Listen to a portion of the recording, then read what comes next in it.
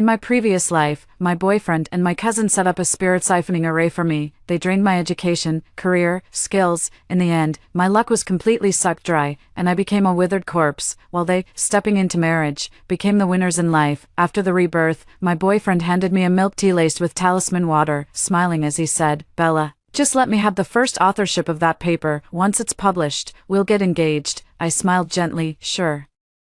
I can give you the first authorship, but you'll have to pay with your life." I opened my eyes. I was staying up late at the company, working on a proposal. My cousin, Susan, was sitting beside me, sipping milk tea and watching a drama. The director walked over with his bag on his back. "Everyone, prepare well for tomorrow's proposal review meeting." He patted Susan's shoulder with emphasis. "The Moon Tower project is the most important. Perform well tomorrow. I have high hopes for you." Susan feigned modesty and nodded. The director looked at me, his face immediately darkening. "Bella, if you bring out another bullshit proposal, don't bother coming back." I only replied coldly, "Oh, I did a decent job with the previous plan, but unfortunately, the director and Susan are birds of a feather." The director glared angrily. "What kind of attitude is this?" Susan pretended to be the good guy. "Director, don't take it to heart. Teacher Bella is just a college graduate with limited abilities. Please cut her some slack." The director scolded. "If it weren't for Susan constantly cleaning up your mess, the company would have fired you long ago." I sneered. "Who's begging her? If you've got the guts, just fire me." "You." The director, stopped by Susan, couldn't be bothered with me and left. Colleagues rushed to comfort Susan. "Susan, some people just take kindness for granted. Better to keep your distance from her in the future." "Right. If it weren't for you staying late with her every time, she probably would have been fired long ago." "She stayed late with me. That's hilarious." Clearly, she was relying on the spirit-absorbing array to suck away all the hard work and ideas I put into the proposal. I can't be bothered to listen. After everyone had left, Susan came over, acting coquettishly. "Cousin, you're so smart. Could you help me revise my proposal?"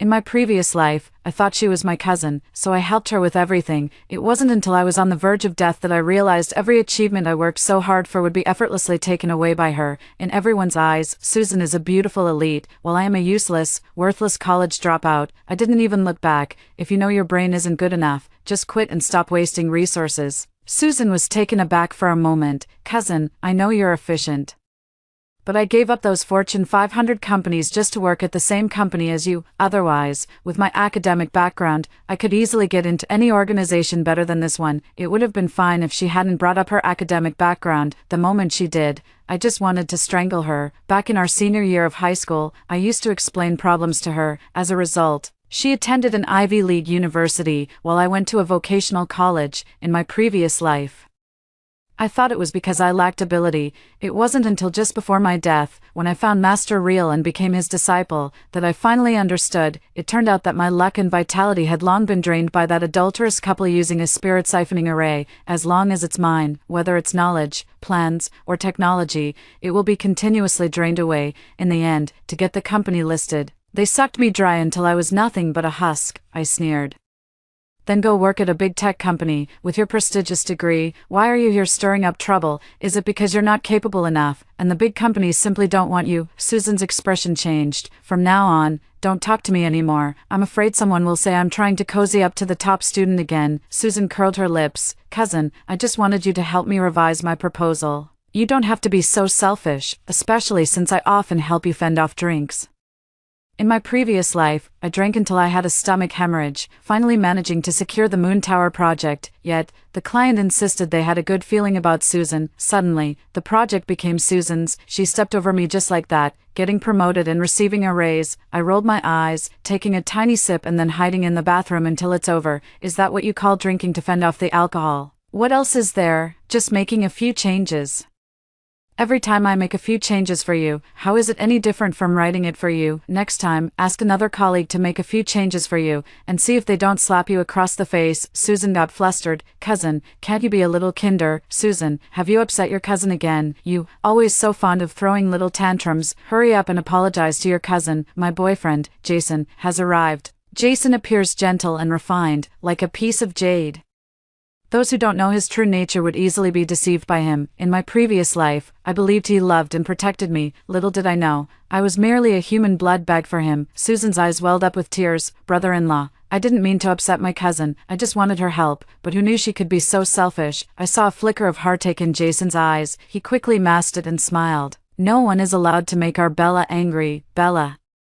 Come have a cup of your favorite bubble milk tea. Although the spirit-absorbing array is effective, it still needs constant reinforcement. The recipient must drink the talisman water over a long period. Moreover, the recipient must harbor no ill will toward the caster, otherwise, stealing someone's luck would be too easy. This is also why Jason and Susan have been sticking around me and constantly trying to please me. I took a sip and said indifferently, every time Susan and I argue, you always manage to show up. What a coincidence. Wiped my mouth and secretly spat it out, not drinking a single sip. Jason stiffened for a moment. I pretended to be affected by the spiked milk tea, my expression softening. Susan, send me your proposal. I'll take a look at it tonight. Susan immediately beamed with joy and sent me the proposal document. After arriving home, I opened my phone and ordered some yellow paper for delivery. Don't ask if you do.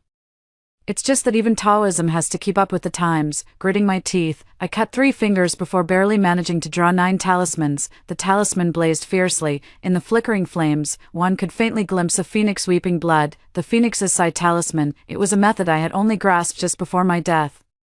My master, real, though skilled in the Tao arts, was merely a disciple of a minor branch of the Magic Mountain sect. He could see through this spirit-siphoning array, but he did not know how to break it. Moreover, by the time I sought refuge under his tutelage, I was already nothing but a withered skeleton. Before my death, I desperately studied and, together with my master, created the Phoenix Breath Talisman. It can only suppress the spirit-absorbing array, however, for now, it's sufficient.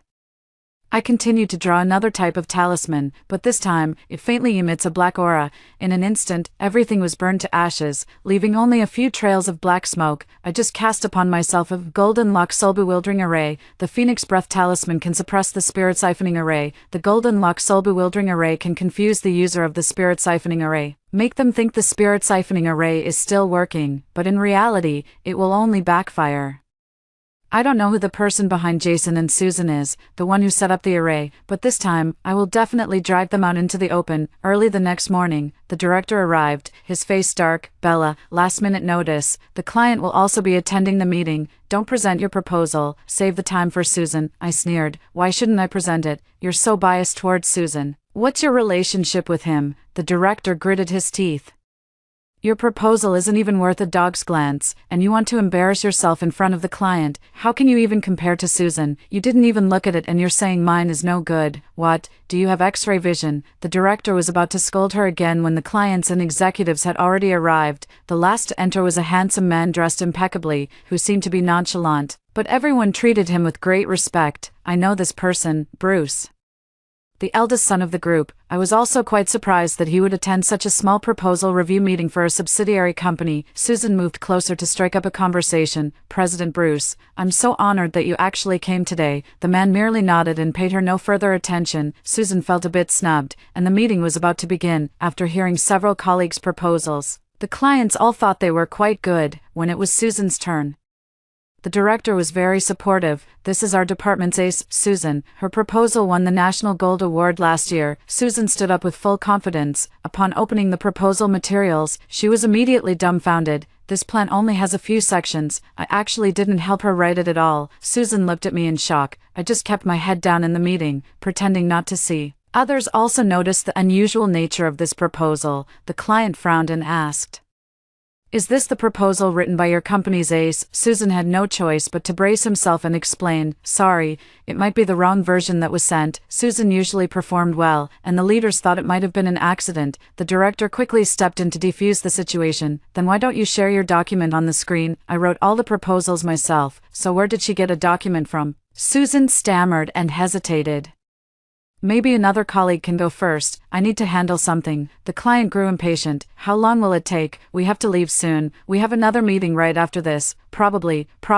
Where could Susan possibly come up with a plan on such short notice? The client was completely fed up. If your company isn't ready, perhaps we should discuss cooperation another time. I stood up and smiled. Mr. Pan, please wait. I haven't presented my proposal yet.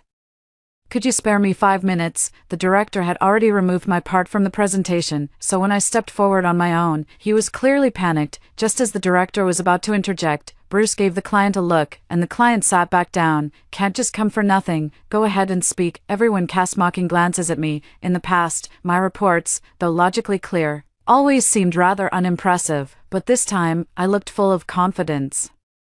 The proposal hits the nail on the head, well-reasoned and well-supported. The client is no longer in a hurry to leave, listening with rapt attention. They nod repeatedly in agreement with my proposal. After I finish speaking, no one in the room says a word. I feel a slight tension, a thin layer of sweat forming in the palms of my hands. Then, I heard the client laugh. This must be the best proposal I've heard today, Teacher Bella. Let's discuss it in more detail after the meeting break.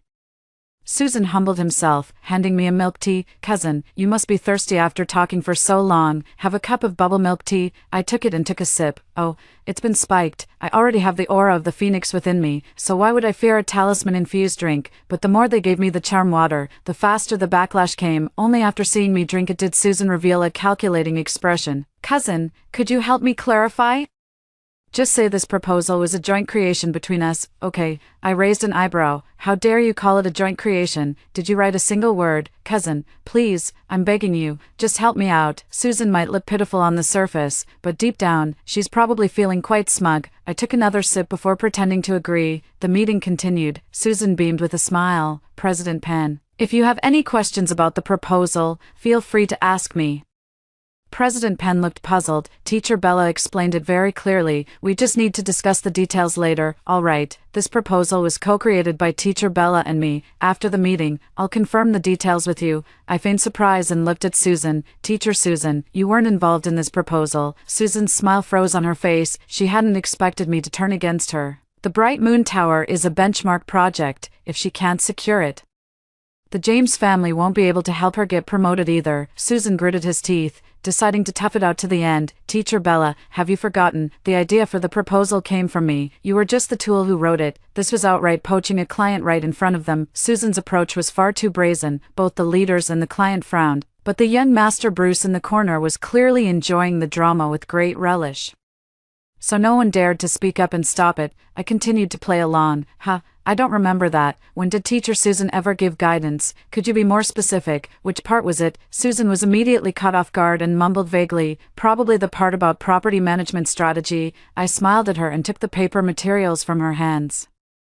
Teacher Susan, why don't you try reciting it without the script? What is the property management strategy? Susan froze right on the spot. She hadn't even been listening just now, her mind completely preoccupied with how to snatch the project. Susan stammered. Last night, she had clearly felt all that information flowing into her mind. Why couldn't she remember anything now? She glared at me angrily. I just smiled. Facing everyone, putting on a helpless expression, everything was left unsaid. Suddenly, Susan's face began to contort. I know this is the backlash from the soul-sucking array beginning. Everyone saw Susan suddenly start taking off her clothes, even making indecent sounds. I'm so hot. She moved quickly, soon leaving only her underwear on. Everyone was stunned by this scene. The director was the first to react, rushing over to drape a coat over Susan. Susan.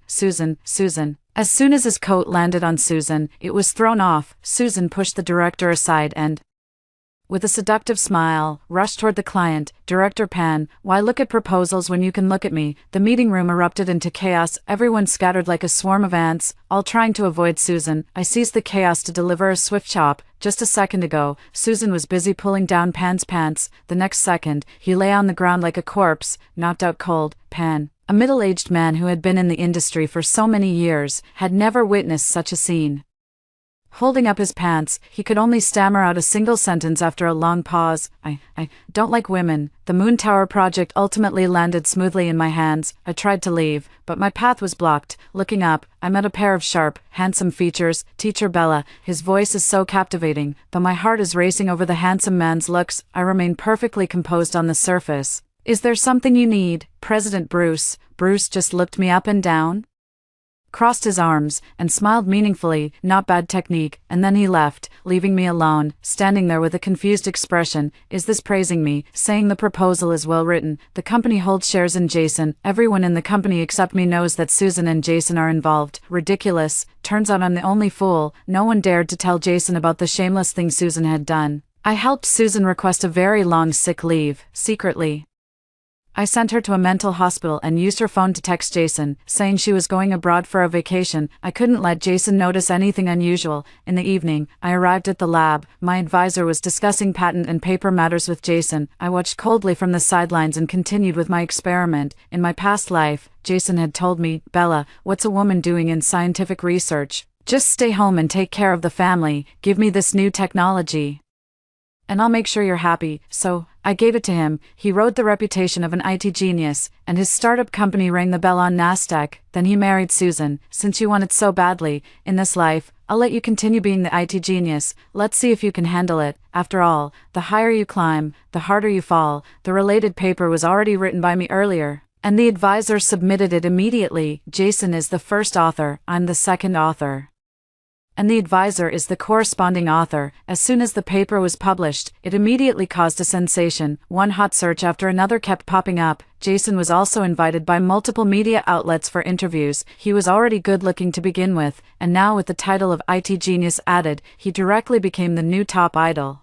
The trending topic's popularity directly crashed social media. Trending hashtags, hashtag academic circle handsome guy, Jason, hashtag your husband is still singing, dancing, and rapping, while my husband is doing scientific research. For a time, Jason was the talk of the town. He appeared on one interview after another, enthusiastically discussing his new technology. Countless angel investors extended olive branches to him. Without even writing a single PowerPoint presentation, Jason's startup was already established. Unexpectedly, amid all the jubilation, everyone discovered that the patent applicant was not Jason, but me.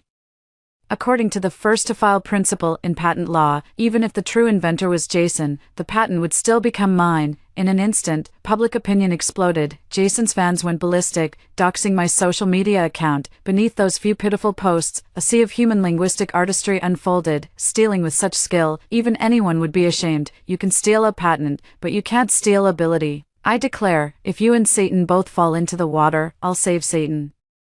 I posted a social media update and released the compiled evidence. Inside our project schedules, experimental data, lab logs, even surveillance footage from the lab, and chat records between me and Jason. It clearly shows that this project is actually my personal work. I only listed him as the first author out of goodwill, to help him graduate, I wrote in my blog post. I sincerely apologize for taking up public resources and thank all netizens for their oversight.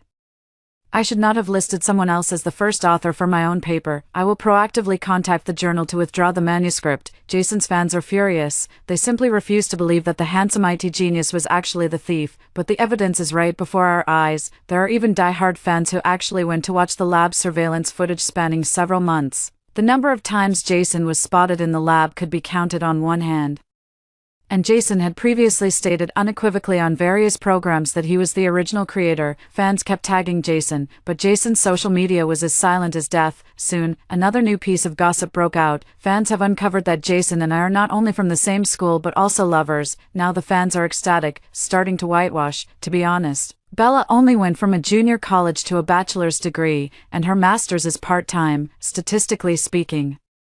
It's highly likely that this technology was originally created by Jason. Besides, not coming to the lab doesn't mean they can't provide guidance from home. After all, they are a couple. Brother, just say the word, and we'll tear down the entire academic world for you. Looking at these amazing comments, I'm absolutely cracking up. Unexpectedly, Jason single-handedly managed to turn the academic circle into a fandom. You're hiding like a turtle in its shell, letting your fans charge into battle for you. I posted another social media. I can do a live stream for a technical demonstration. Want to have a live chat then? At Jason. Social media exploded again. Jason is waiting downstairs at my place, seeing me come down. He charges over and yells, "Bella, you only put your own name on the patent application. How can you be so selfish?" Wow, he really knows how to turn the tables. My things, I apply for a patent. Do I need to discuss it with you? Why don't you donate your face to Bruce Huang? It would make a great city wall, saving the people from forced labor. Jason's eyes turned red. After all these years of feelings, what's yours is mine. How is your behavior any different from a thief's?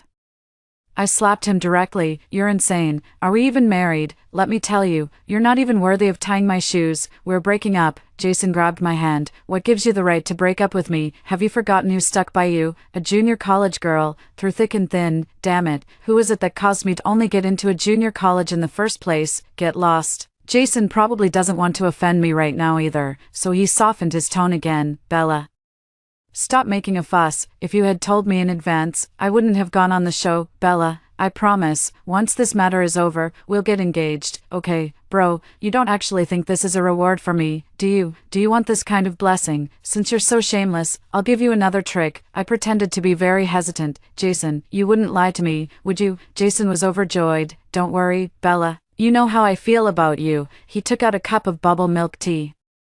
Bella, have a sip to calm down. Jason stared at me intently. It seemed he had added something to the milk tea again. I pretended to be moved and immediately took a sip. Jason suddenly shuddered, as if my luck and research abilities were continuously flowing over to him again. His tone instantly became casual. All right, Bella, if you can't explain the technical difficulties during our live stream tomorrow, don't say I'm bullying you. Who's bullying who? You big idiot. Just you wait.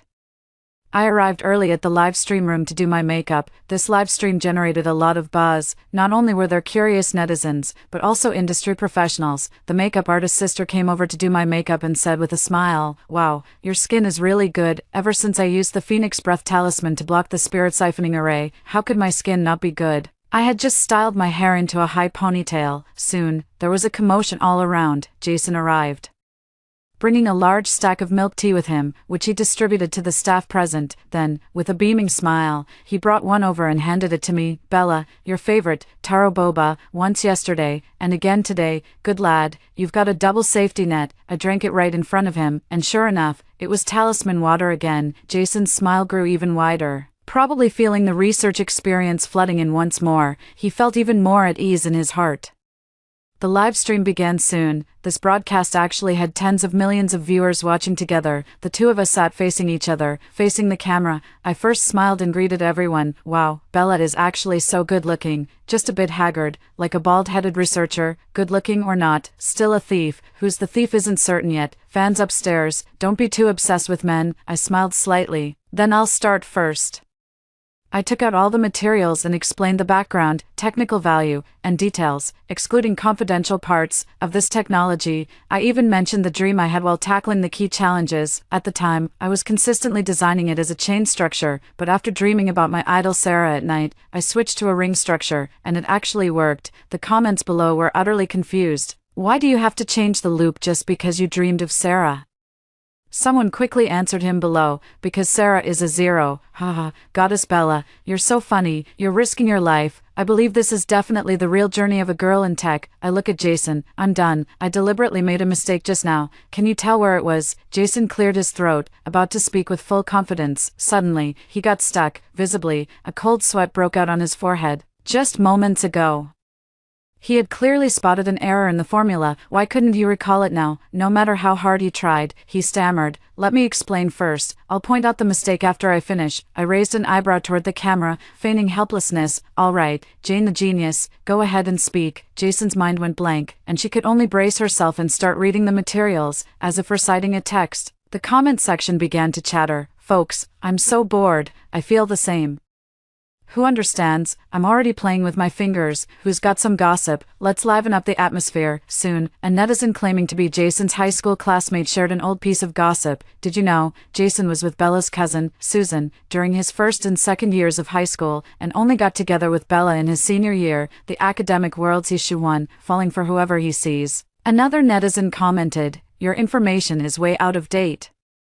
Jason never actually broke up with Susan, he was just too timing. Back in college, I even ran into him and Susan kissing on the street. Jason's fans immediately fired back. The internet is not a lawless place. Spreading rumors will have legal consequences. Soon after, someone posted a picture to shut them down. An account claiming to be a graduate school classmate uploaded an image. Though blurry, it's still clear that it's Jason and Susan kissing. And the photo was taken right when I was practically going bald in the lab. I also looked at the comments section, pretending to have just learned the truth. I stared at Jason with disbelief in my eyes, then she slumped over the desk, her shoulders trembling as if she were utterly heartbroken. Actually, I was laughing hysterically. All these melon-sharing friends were anonymously recruited by me, and of course, the gossip was voluntarily provided by them. The netizens went wild. My girlfriend is still working her ass off for Jason's first authorship, not realizing that her hair isn't thinning, it's turning green. Bella's life matters too. Jason, does that first authorship taste good? Wow, I thought he was a top student and campus heartthrob, but turns out he's just a cheater. Jason's mind went blank. He was already panicking. Now, seeing the gossip comments, he was as anxious as an ant on a hot pan. Netizens, having had their fill of drama, began to urge him on. Is this Jason even capable? Say something substantial. Didn't he publish an SCI paper? Talk about that. Jason saw the comment and blurted out, I published in Science, not just any SCI journal. In an instant, the comment section fell silent. The live stream fell silent. Silence is tonight's Cambridge Bridge. Jason, seeing everyone looking at him with a rather strange gaze, immediately realized he had said something wrong. After a brief silence, the speed at which the comments section was being flooded was no longer something a human could keep up with. Seriously, bro, you don't know that Science is part of the SCI database. Could it be that he doesn't even know what CNKI is? First, we had the sleeping dragon who didn't know CNKI, now we have the young phoenix who can't tell Science from SCI. Some commenters were very patient in explaining the facts. Science is an academic journal, and SCI is a citation database. Prestigious academic journals, including Science, are generally indexed in the SCI database, so publishing a paper in Science means it's also published in SCI. Got it. This is practically elementary school level science education. This livestream probably doesn't need to continue. Someone who doesn't even know what SCI is, claiming he wrote the paper. No one would believe that. Jason's face could no longer be described as the color of pig liver. He looked as if he were steaming with heat. I calculated that the time was just about right. Every time Jason gives me another dose of the talisman water, the backlash against him deepens another layer. Now, he seems to be babbling incoherently, as if the blow is too great. I'm a tall, rich, and handsome guy. What right do you lowlifes have to judge me? His features contorted wildly with agitation. Tears and snot streaming down his face. She is my woman, so her inventions are as good as mine. It's all you damn feminists who have corrupted her. Then his entire body began to tremble, shaking visibly to the naked eye. He cried out in pain, crawling on the ground in a dark, twisted manner. That bitch actually dared to humiliate me on a live stream. I'm breaking up with her. She doesn't deserve to be with me. He bounced on the ground like a cockroach. She's just my tool. Her work is my masterpiece. He wailed for a long time before collapsing on the ground, like a puddle of mud. I lifted my head and cried out, feigning panic, is there a doctor? Is there a doctor? The comment section is boiling over again. No way. Did Jason just have an epileptic seizure from shame and anger? Oh my god, that's terrifying. I hope he's okay. This pathetic loser must be insane. He should go eat shit. Does he even deserve the white goddess? This farce has come to an end. I contacted Science, very apologetically requesting a retraction. Science generously offered to revise the authorship and republish the paper. Of course, this time, the first author is me. Jason's company had long since folded, and he was being chased by a group of people demanding compensation for breach of contract. A bunch of venture capitalists were crying and begging to invest in me. But I don't have time to consider that right now. I have more important things to do. A few days ago, the psychiatric hospital called to say that Susan had run away. I simply said I understood. As for Jason, it said he's already like a living corpse, having not gotten out of bed for a week. I finally have some peace and quiet. Suddenly, a phone call came through, a middle-aged woman's voice, nearly frantic. Bella, what have you done to my son, Jason's mother? Back in the day, to gain the approval of Jason's parents, I suffered no small amount of torment from this old woman. Your son brought this upon himself, and now he's a thief, so angry he can't even get out of bed. It's all your fault, you wretched woman. You must have stolen my son's patent. I'm warning you, if you don't clear this up soon, I'll have someone take you out. I sneered. Oh, should I clarify that both you and your son are peddling swords? She shrieked. You little bitch, don't you like men? I'll find a few old men for you to taste what men are like. I'm afraid you don't quite understand the power of the James family. Suddenly, the phone was snatched away from the other side, replaced by a very gentle voice. Bella, I'm Jason's father, John. He was also the only elder in the James family who had treated me with great respect in my previous life. Hello, Uncle, Bella. I'm sorry, Uncle knows you're a good kid, and I still very much support you and Jason. Jason has already lost half his life over this matter. Could you please come see him, for the sake of all these years of feelings? Bella, I'm begging you, please come over. Okay. In the end, I hesitantly agreed. I know, the opportunity has come. On Sunday, I wore a moon-white gown to attend the James family's luncheon. Just as I entered the garden, I ran into Jason and Susan. Jason looked lifeless, his suit hanging loosely on his frame like a skeleton. Susan sat in a wheelchair, her lower limbs already gone. Oh my. The backlash from the spirit siphoning array is truly formidable, she screamed with venomous hatred. Cousin, look at me, look at my legs, this is all thanks to you. I feigned curiosity, why aren't you standing? Is it because you don't like it? Susan almost wanted to strangle me, looking even more like a witch. Ever since that embarrassing incident at the meeting, it seemed as if she had been possessed by the god of misfortune. In the mental hospital, crying out to heaven brought no response, and calling to the earth brought no relief. It was only with great difficulty that she managed to sneak out. The family business, unexpectedly, also encountered a black swan event, nearly driving it to bankruptcy, and when she went to borrow money from Jason, she was hit by a car on the way, breaking her leg, and to save her life, she had no choice but to have it amputated. Her gaze was like that of a venomous snake. But cousin, brother James still loves me. You'll never win his heart in your lifetime. Who are you trying to disgust? This blessing is better left to you. I pointed at Jason, a habitual thief, the real-life version of Gollum from Lord of the Rings. If you like him, you can cling to him and gnaw away. I just feel like vomiting. Don't pretend to be strong. Cousin, let me tell you, brother James and I will be married soon. A woman rushed up from behind and slapped Susan hard across the face. You crippled jinx. How dare you think you're worthy of my son? Susan was knocked from his wheelchair to the ground by Jason's mother. Susan looked at Jason with a hurt expression. Brother James. Jason simply pretended not to see, his gaze fixed intently on me. Seeing Jason only staring at the beautiful and elegant me, Susan cried even harder. Brother James, you said you only loved me. Jason's mother kicked Susan in the face once more. Take a look in the mirror. You're disabled. Your family is bankrupt. I think you're nothing but a jinx. How dare you even dream of my son? You're not worthy. Susan remembered how she had come to the James family to borrow money, only to be refused. She had crawled on her knees for 10 laps around the garden in the pouring rain, only to be met with Jason's mother's scorn. Susan pulled out a hidden pair of scissors and plunged them fiercely into Jason's mother's neck. Jason's mother let out a piercing scream, blood spurting out like a fountain. Jason's eyes turned red with rage as he grabbed a belt and wrapped it tightly around Susan's neck. Susan, choking and gasping for air, rolled his eyes back as he stabbed the scissors into Jason's leg. Jason winced in pain, tightening his grip even more. I almost wanted to laugh. Bro!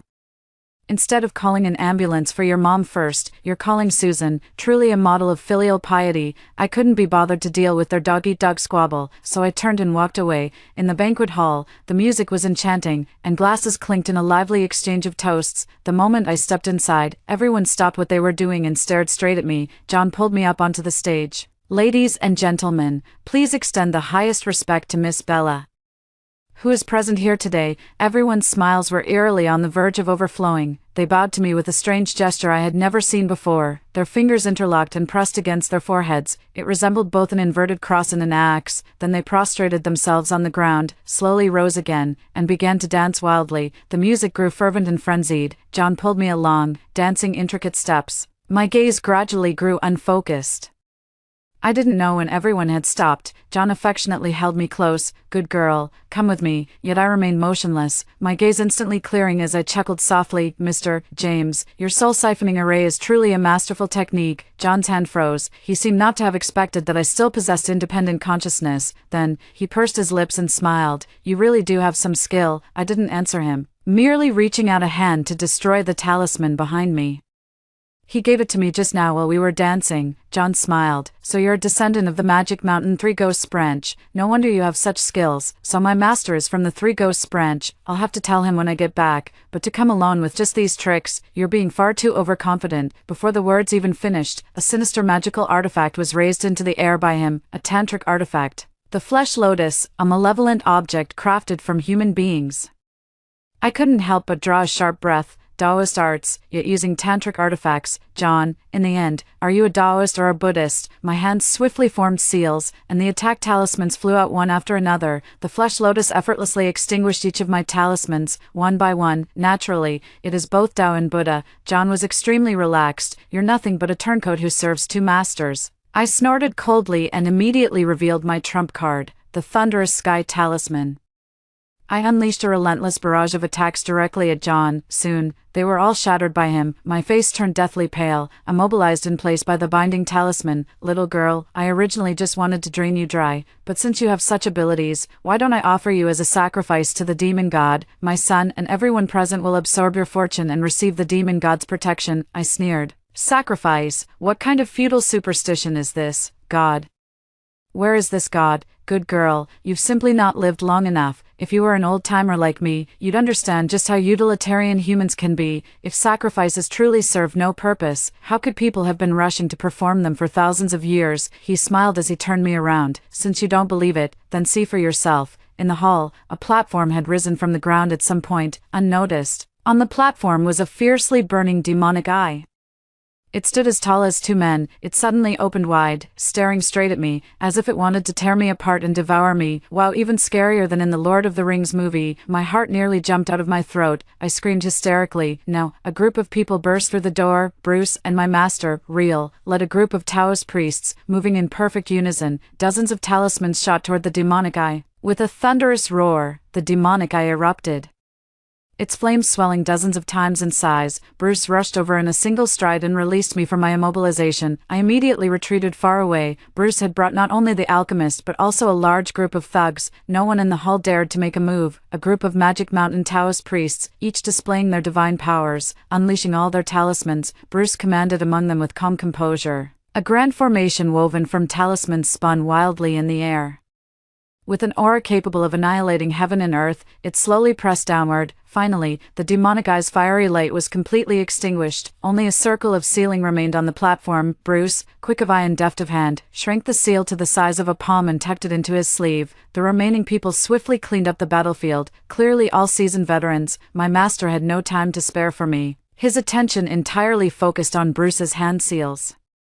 His expression akin to that of a besotted fool. The sound of police sirens echoed from not far away. Bruce frowned and looked at me. You called the police, I replied with an awkward expression. One must always have a backup plan. Bruce smiled. Forget it. I believe the police will also provide a reasonable explanation. As for why Bruce came here, it all started a few days ago. Jason and Susan had already suffered the backlash. Then, the mastermind behind the spirit siphoning array should also make an appearance. Susan is my cousin, and I know her situation well. She doesn't have such connections. That leaves only Jason. I swiftly climbed up the tree using special equipment and observed with binoculars. Jason and his father, John, entered a room and didn't come out for a long time. I've been observing for several days now. I've been secretly speculating. The spirit siphoning array is a heretical path.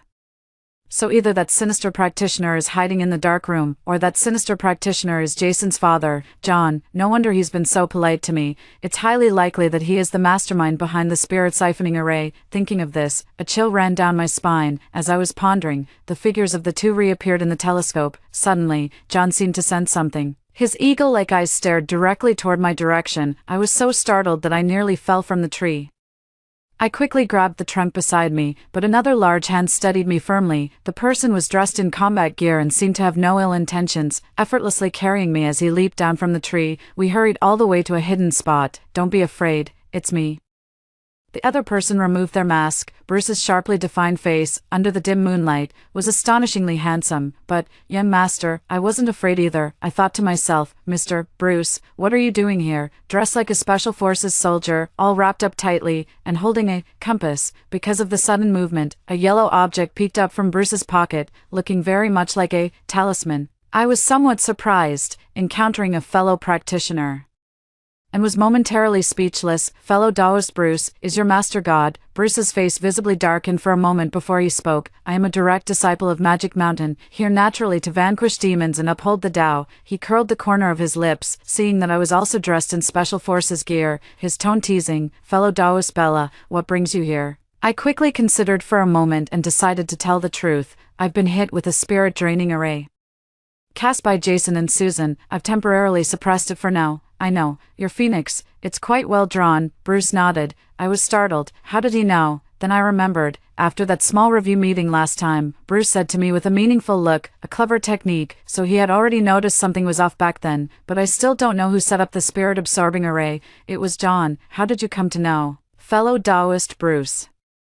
The James family holds shares in the company, and there are quite a few James family members within the company. Over time, I naturally became aware the spirit-absorbing array has been suppressed, and John has already discovered it, Bruce said with a furrowed brow. So now, they intend to set up the array again. I am quite confident in dealing with John. No, Bruce smiled with an air of utter nonchalance. My heart relaxed a little. They plan to sacrifice you directly. To let the demon god take you, Bruce added. My heart plummeted from a 1,000-meter-high platform. How did the situation change so suddenly? Bruce stroked his chin, appearing to ponder. You were born on New Year's Day, which in ancient times was called the offering of the year. Combined with your fine appearance, you are perfectly suited to be sacrificed to their sun demon god. Anyway, you're not the first, and one more won't make a difference, sun demon god. Master Real and I have only recently acknowledged each other as master and disciple. Moreover, he is merely an outer disciple of the Magic Mountain sect. Dealing with someone like John is manageable, but if we were to encounter a true demon god, it would only result in both of us, master and disciple, meeting our demise, and here before me is a true inner disciple of the Magic Mountain sect. Without hesitation, I collapsed to my knees and clung tightly to Bruce's leg. Master, save me. Bruce fiddled with the compass with an air of divine composure. If I intervene, I will require payment. I tugged at his sleeve. All my savings of 660,000 are yours. That's everything I have. Do you think I'm short of money? Bruce lowered his head and raised an eyebrow to look at me. Yen Master Bruce, indeed, is not short of money. I smoothed my hair and lifted my head, gazing at Bruce with my large, watery eyes. From my windbreaker, I forcefully squeezed out a surge of emotion. This humble woman is willing to offer herself in marriage to serve the great immortal Master Bruce. I promised to be fully devoted during the day and barely clothed at night. Bruce closed his eyes, as if his spiritual resolve had been greatly shaken, and he lifted me up by the collar. A few weeks later, news. Recently, the police have apprehended a major cult crime syndicate. The leader of this cult organization is the well-known entrepreneur John. And the individuals involved include 128 social elites from various fields such as entertainment, finance, IT, and more. Currently, all those implicated have been placed under criminal detention. The crimes of those heartless devils were brought to light, one by one. Each of them had blood on their hands, and not a single one could escape the judgment of the law. Jason and Susan, likewise. Jason's mother was killed by Susan, but Susan was not sentenced because she had already gone insane.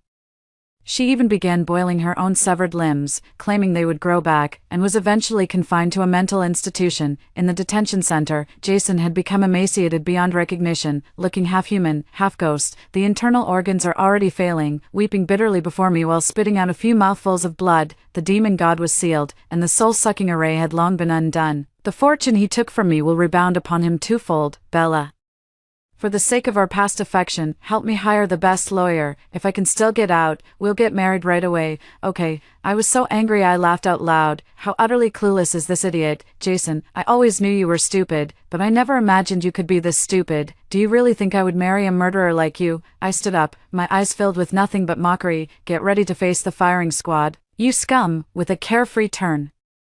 Only Jason's frantic roars remained behind me, and all of this had nothing to do with me anymore. Although I smoothly rose to vice president, working for someone else could never compare to being the boss. I decisively resigned and founded my own company. In my previous life, Jason could ring the bell at Nasdaq, and naturally, I can too. What's more, I'm now a global internet sensation with undeniable influence. At the appreciation banquet, all the fellow practitioners present that day were in attendance. After 3 rounds of drinks, the atmosphere was at its peak. My master's face was flushed red and his neck thick with drink, his words beginning to slur. Uncle Bruce, thank you for breaking the spirit-draining array, sealing the demon god, saving my disciple's life, and even recommending me to join the intersect. I have no way to repay you. It's all in this drink. The two of them were arm in arm, shoulders pressed together. I could hardly bear to watch. Though my master was 43 years old, because his seniority was lower than Bruce's, he shamelessly called him Uncle Bruce. My habit of feeling embarrassed for others has struck again. I excused myself to use the restroom, stepping out for a breath of fresh air. A few days ago, the 10 million yuan reward had already been deposited into Bruce's account. I also prepared many other gifts of gratitude and personally delivered them to Bruce's sect, including a silk banner, immortal grace and divine bones. You saved my dog's life. Bruce's face immediately darkened, as if his spiritual cultivation had been shaken once more. I was enjoying the breeze on the balcony when someone suddenly approached. Bruce leaned casually against the railing, arms crossed, and smiled. Fellow Taoist Bella, don't you think you've forgotten something? The thank you banquet has been eaten, and I've even paid the reward tenfold. Is the Yen Master Bruce still not satisfied? I checked my phone and saw that the payment had actually been refunded. I made a bitter face. Fellow Taoist Bruce, all my worldly possessions are right here. Could you perhaps extend the deadline a bit longer? My startup is just about to turn a profit. Bruce took a step closer. Who is it that said they'd repay me with their very self, by day? never taking off their clothes, and by night, I quickly covered his mouth. This isn't an uninhabited area. After hearing the story above, what are your thoughts? Feel free to share your opinions in the comments section. Looking forward to hearing from you. If you liked this story,